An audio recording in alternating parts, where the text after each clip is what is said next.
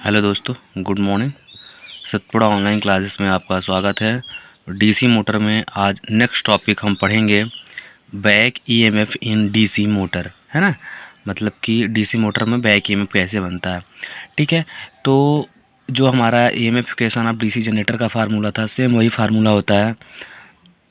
E B बराबर five Z N अपान 60 into P अपान ए। ठीक है ना।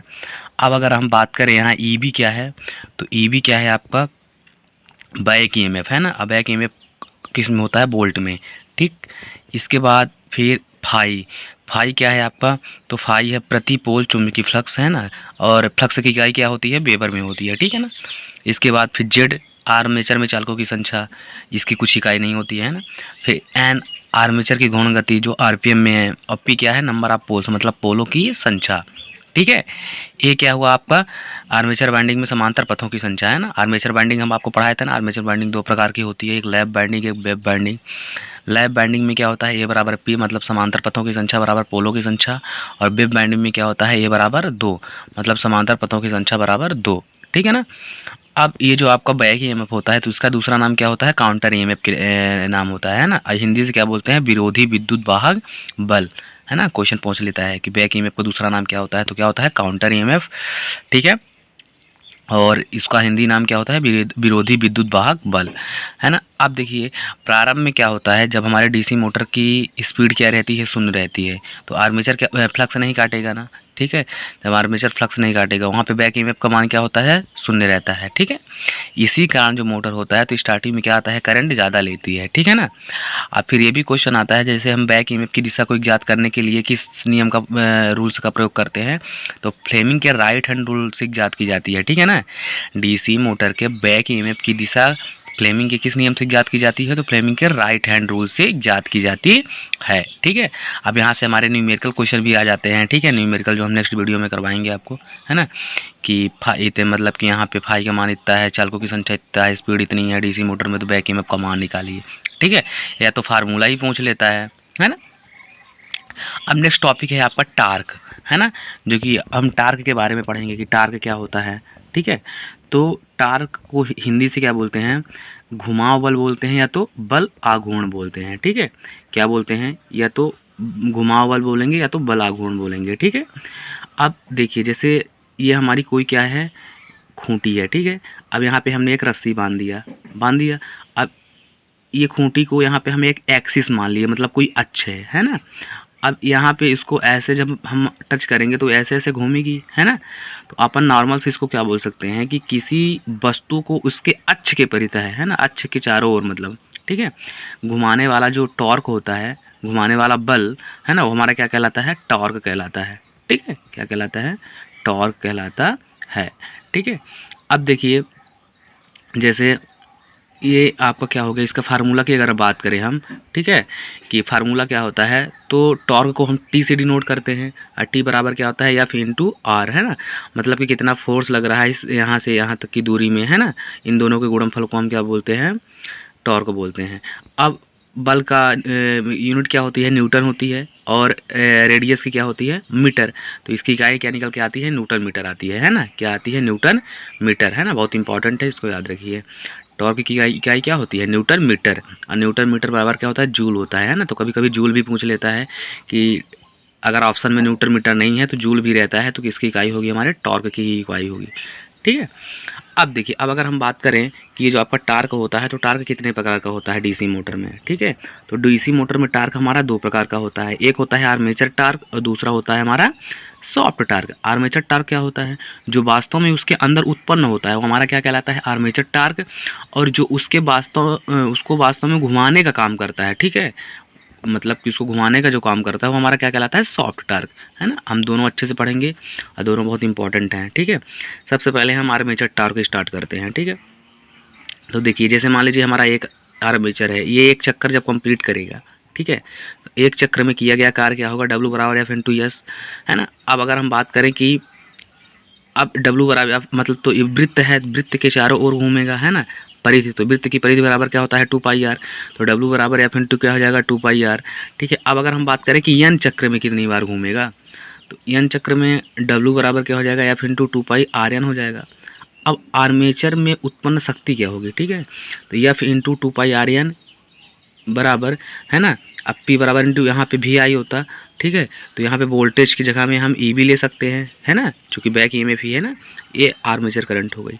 अब यहाँ से ये अभी हमने एक फार्मूला पढ़ा था ना, क्या पढ़ा था, T बराबर क्या होता है एफ इंटू आर। अब यहाँ पे क्या है हमारा, अच्छे से समझिए, है ना, यहाँ पे एफ है, यहाँ पे आर है, तो एफ आर की जगह में हम टी ले सकते हैं ना, टी ले लिए इंटू, अब बचा क्या हमारा 2πn उतार लिए बराबर ई बी इंटू आई ए, ठीक है। अब यहाँ से अगर हम टी का मान निकालें तो टी बराबर क्या हो जाएगा आपका ई बी इंटू आई है, ये अपन बटे में आ जाएगा 2πn। अब यहाँ पे स्मॉल एन है ना, तो स्मॉल हम डीसी जनरेटर में आपको बताए थे, है ना, स्मॉल एन का मतलब क्या होता है कि जो हमारी स्पीड है तो किसमें है, सेकंड में है। अब इसको अगर हमें मिनट में चेंज करना है तो कैसे करेंगे, ठीक है।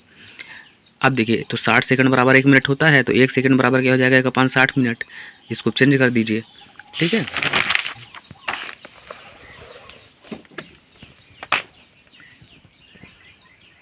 अब देखिए यहाँ पे टी बराबर हो जाएगा ई बी इंटू आई ए, है ना, ई बी इंटू आई ए, आई हो जाएगा आपका 2π अपान क्या हो जाएगा 1/60, ये बड़ा वाला जाना जाएगा, ठीक है।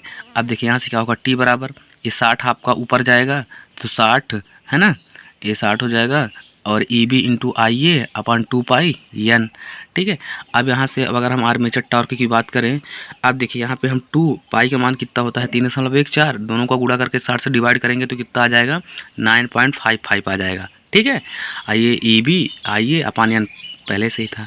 अब देखिए ये बहुत इंपॉर्टेंट फार्मूला हमारा निकल के आ गया, ये फार्मूला हमारा किसका है, आर्मेचर टॉर्क का है, किसका फार्मूला है, आर्मेचर टॉर्क का।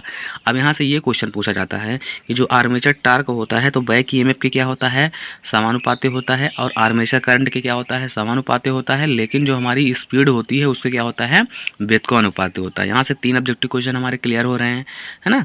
जो आपका आर्मेचर टॉर्क होता है तो बैक ईएमएफ के अनुक्रमानुपाती होता है, और आर्मेचर करंट के भी क्या होता है, अनुक्रमानुपाती होता है, लेकिन जो स्पीड होता है तो उसके व्युत्क्रमानुपाती होता है, ठीक है। अब यहाँ पे अगर ई बी है ना, अब ई बी बराबर आपने अभी फार्मूला पढ़ा था क्या, 5ZNP अपान 60 इंटू ए, ये वैल्यू यहाँ पे पुट करके फिर हम इसको देखते हैं आगे हमारा क्या होता है, ठीक है। ये हो जाएगा आपका ई बी बराबर, है ना, 5ZN अपान 60 इंटू पी अपान ए होता है, ठीक है। अब देखिए यहाँ पे टी ए बराबर क्या हो जाएगा आपका, आर्मेचर टॉर्क बराबर हो जाएगा 9.55। अब ई बी की वैल्यू हम पुट कर देंगे 5ZN/P, है ना, अपान 60A, ठीक है, इंटू आई ए पानी एन। अब देखिए यहाँ से एन कैंसिल होगा, है ना। अब जब एन से एन कैंसिल होगा, अब बचा क्या यहाँ पे, तो ये जो 60 से इनको ये हो जाएगा आपका आर्मेचर टॉर्क बराबर 0.159, है ना। हाँ, थोड़ा सा हम देख लेते हैं, जैसे ये 0.159 हमारा कहाँ से आया, तो 9.55 पे जब हम 60 का डिवाइड करेंगे तो कितना आ जाएगा आपका 0.1599 आ जाएगा, ठीक है, 5ZP/IA अपान ए, ठीक है। अब यहाँ से देखिए ये आपका जो 5Z है ना, P अपान ए है, ठीक है। अब अगर हम यहाँ से बात करें तो ये हमारा क्या है, देखिए बराबर 0.159 ZP अपान ए, ये क्या है हमारा स्थिर मान है। तो इसके अलावा बचा क्या क्या हमारा अब, तो आर्मेचर टॉर्क बराबर क्या बोल रहा है आपका, फील्ड का फ्लक्स बच रहा है और आर्मेचर करंट बच रही है, ठीक है। हमारा यहाँ से भी एक फार्मूला निकल आया कि जो आपका आर्मेचर टॉर्क होता है तो ये फील्ड फ्लक्स और आर्मेचर करंट के क्या होता है, अनुक्रमानुपाती होता है, ठीक है। ये बहुत इंपॉर्टेंट फार्मूला है, इनको अच्छे से ध्यान रखिए, है ना, यहीं से हमारे ऑब्जेक्टिव क्वेश्चन बनते हैं। अब बात करें अगर हम कि सॉफ्ट टॉर्क क्या होता है, तो देखिए यहाँ पे डेवलप होने वाली पावर्स क्या है, तो डेवलप होने वाली पावर जैसे 2πTN हो गया बराबर BHP, है ना। अब इसको हम जब वाट में चेंज करेंगे तो क्या हो जाएगा, मीट्रिक में क्या होता है आपका 735.5, अब ब्रिटिश में क्या होता है 746 वाट, तो यहाँ पे हो जाएगा आपका 735.5 इंटू इसे स्पीड हम किस में लेंगे, RPM में, है ना, यही 60 होगा। अब देखिए अगर हम यहाँ से टी का मान निकाले तो TSH मतलब सॉफ्ट टॉर्क बराबर हो जाएगा BHP इंटू 735.5 इंटू 60, अब बटे क्या आ जाएगा आपका 2πN, ठीक है। अब ये जो आपका फार्मूला निकल के आया है सॉफ्ट टॉर्क का, ये फार्मूला आपका 3 से 4 मतलब मशीनों में 3 से 4 जगह काम देगा। डीसी मोटर में भी काम देगा, सिंक्रोनस मोटर में भी काम देगा, सिंगल फेज इंडक्शन मोटर में भी काम देगा और हमारा 3 फेज इंडक्शन मोटर में भी काम देगा। बस यहाँ पे ध्यान रखना है। जैसे अगर हम सिंक्रोनस मोटर के लिए फार्मूला यूज कर रहे हैं तो यहाँ पे यस हो जाएगा, है ना। क्या हो जाएगा यहाँ पे? यस हो जाएगा, मतलब सिंक्रोनस स्पीड के लिए। अगर हम मोटर के लिए यूज करेंगे तो यहाँ पे अगर इंडक्शन मोटर के लिए यूज करेंगे तो यहाँ पे आर हो जाएगा। अगर हम सिंपल सा डीसी मोटर के लिए यूज करेंगे तो यहाँ पे कुछ भी नहीं होगा, केवल एन बस होगा, है ना। तो ये फार्मूला बहुत इंपॉर्टेंट है। यहाँ से हमारा ऑब्जेक्ट वो न्यूमेरिकल क्वेश्चन भी आएगा, है ना, कि इतनी क्या कहते हैं आपकी पावर है, इतना है ना, और आपको किसका मान निकालना है, सॉफ्टवेयर का मान निकालना है, या तो फार्मूला ही पूछ लेता है। ठीक है, अब इसके आगे नेक्स्ट वीडियो में हम पढ़ेंगे कि टाइप्स ऑफ डीसी मोटर, है ना, डीसी मोटर के कितने प्रकार होते हैं।